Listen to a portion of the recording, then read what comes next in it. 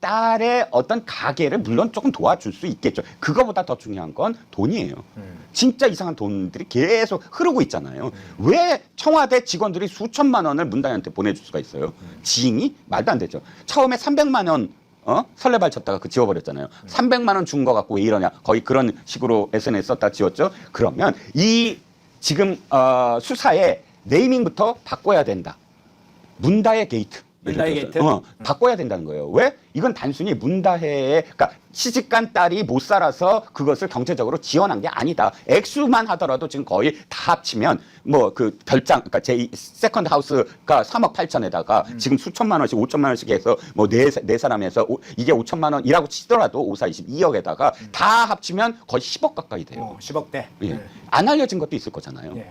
지금 그러면 거의 10억 가까운 돈이 그러니까 저것도요. 2억도 포함돼야죠. 2억 5천 저 뭐야 출판사에서 이상직을 통해서 받은 거요? 예, 아니 출판사 2억 통해서? 5천 예. 출판사에서 현금 간 거 그것만 하더라도 제가 지금 어린 계산해서 8억 가까이 돼요. 그러면 8억보다 더 많을 거라고 치면 10억 정도의 부정한 돈, 깨끗하지 아니한 돈, 알려지지 아니한 돈이 왜 문다혜 종착지로 다 문다혜로 갔을까에 대해서 우리가 묻는 거예요. 그리고 거기에 대해서 대부분은 뭐죠? 현금이에요. 알 수 없는 현금. 그거를 세탁하기 위해서 이렇게 우회하고 저렇게 우회하고 해서 갔다는 겁니다.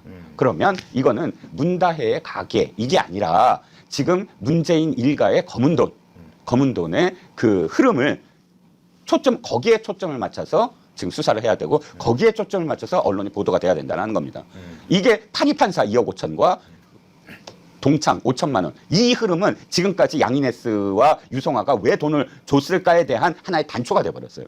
이거 전체로 묶어야 되고. 그래서 정확하게 이야기하자. 검은 돈이다. 그리고 이 검은 돈의 흐름에 대해서 우리가 파악을 하는 거다. 여기에 자꾸 사위가 어떻고 딸이 어떻고 사이가 못 살았고 뭐 아니면 그건 다른 문제다. 네. 타이스타 제세 취업시킨 건 다른 문제다. 별개로 봐야 된다. 라는 겁니다. 제주 별장에 대한 의혹도 지금 눈덩이처럼 커지고 있죠.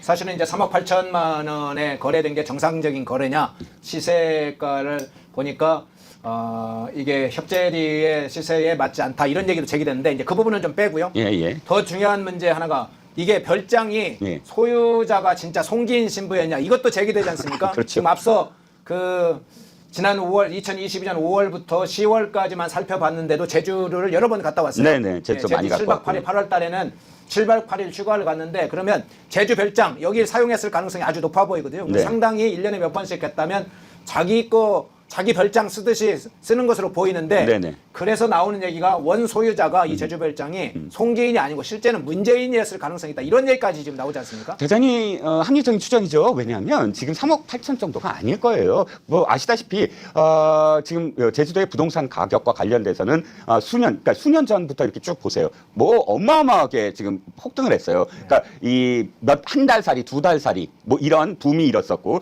그 전에 앞서서 중국인들이 부동산을 사재기 시작했어요. 뭐 이런 것들이 수요가 늘어나기 시작하니까 전체적으로는 부동산 가격이 상당히 올랐어요. 그게 반영이 돼서 제주도의 어떤 물가가 또 올라갔고 지금 막 삼겹살이 어떻고 이런 기사 나오잖아요. 그렇다면 3억 8천짜리가 아니었을 거다. 그리고 이 제주도에 갈 때마다 사실 상당히 많은 사람들이 가요. 또 자기 친문 의원들도 함께 갔던 적도 있고요. 그러면 그 인원들이 어쨌든 함께 묵을 수 있는 정도의 공간이라고 한다면 3억 8천 갖고는 말이 안 되고요. 그러면 3억 8천에 더하는 어떤 정도의 규모를 송기인 신부라는 사람, 특히나 좌파들의 대부인 사람이 물론 아마 고향이 제주도로 알고 있고요.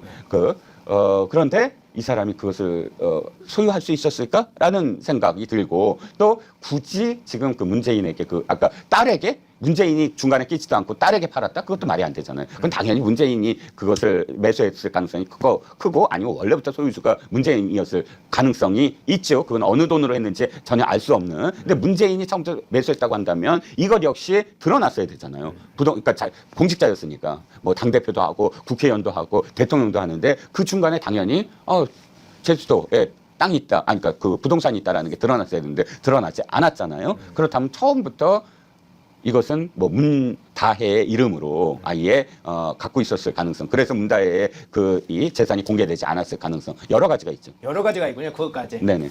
사실까지. 네네. 사실은 이제 신부가 개인 자산을 저렇게 4억 원대 되는 뭐 4억 원 실제는 이상이겠죠. 그 소유를 카톨릭 구조로 볼 때 가지고 있을 수 있는지도 의문이고 네. 예, 만일 그걸 가질 수 있었다면 카톨릭 교구에서 조사를 해야 될 상황일 거고. 그렇죠. 예? 그렇죠. 그 개인 자산 월급을 실제로 만일 부동산 띄어봤을 때 소유자가 송재인 신부였다면 그건 어떻게 된 것인지 제3자의 돈이 흘러가서 문재인의 뒷돈을 사실 송기를 통해서 전달해서 제주별장이 마련된 건지 문재인 건지 아니면 문다희 건지 여러 의혹들이 걸쳐들 수밖에 없겠네요. 자, 이 마지막 질문 하나 드리게. 지금 이제 문다희 소환 조사도 좀 추석 직후에 할 거다 이런 얘기도 좀 나오고 있는데 문재인 전 대통령을 직격하는 이야기를 했어요. 문재인 바로 즉각 소환해서 조사를 하고 구속 수사해야 된다. 이렇게 바로 직격하는 발언을 했어요. 어떻게? 네네. 왜냐하면 네. 다른 것들에 비해서 굉장히 혐의들이 그냥 드러났어요. 뭐 이상직과 관련해서는 민주당이 할 말이 없는 게 민주당이라는 정당이 늘 주장하는 게 갑질을 우리가 갑질로 인해서 을들의 어떤 피해 또는 을들의 어떤 지금까지의 고통을 자기네들이 떠안아서 을들의 세상을 만들어주겠다. 그게 뭐죠? 을지로위원회예요. 그런 모토를 갖고 지금까지 민주당이 늘 부르짖었습니다. 갑질하는 것들을 뭐 응징하겠다라는 식으로. 그런데 갑질 중에 갑질이 바로 이상직입니다. 아시잖아요. 네. 바로 이스타항공이라는 걸 만들어서 어떻게 했죠? 돈을 빼돌려요. 그러니까 10대 아들, 20대 딸한테 이거 이스타항공을 주기 위해서 아예 넘겨주기 위해서 저가로 걔네들한테 팔아요. 그럼 주주들은 완전히 불이익을 당하는 거잖아요. 그런데 어떻게 했죠? 그 다음에는 딱 캐고 다 시키고 그 다음에 돈도 다 임금 체불하고 딸은 뭘 끌고 다녔죠? 수십억의 스포츠카를 끌고 다니고요. 포르쉐 그걸 끌고 다니게 만들고 이런 것들. 그리고 또 더군다나 자기 아들의 골프 코치를 직원인 것처럼 해서 7천만 원을 주고 자기의 이혼한 전 부인도 아마 이혼 소송 때문에 아마 그것 때문인지 모르지만 직원인 것처럼 해서 돈을 회사에서 주고 이런 식의 정말 말도 안 되는 경영을 했던 사람을 대통령이라는 사람이 중진공 이사장, 부적격이라고 지금 다 판정이 나서 보고까지 올린 사람을 중진공 이사장에 만들어주고 또 나중에 공천까지 주고 했잖아요. 중진공 이사장이 되자마자 이상직이 한 게 뭔지 아세요? 중진공이 뭐 하는 데였죠? 중소기업 주로 이제 어려운 사정들 살펴보는 곳이죠, 원래. 지원해주고 네. 해외 진출할 때 그것을 어떻게든 지원해주는 그런 곳이에요. 네. 근데 당시에 제가 찾아봤더니 2018년도에 폐업한 기업만 700개가 넘어요. 어마어마했어요. 네. 그 기록이 찾아봤더니 있더라고요. 그런데 그럼 중진공은 뭐 해야 되죠? 그런 기업들이 폐업하지 않게끔 어떻게든 도와주거나 또 새로운 기업을 만들려고 하는 스타트업 기업들을 도와줘야 되잖아요. 그래야 될 직원을 뭐 시켰어요? 문다혜 해외 그러니까 그 릴리하우스 태국에 있는 릴리하우스를 소개시켜 주는데 방콕 센터장을 동원해요.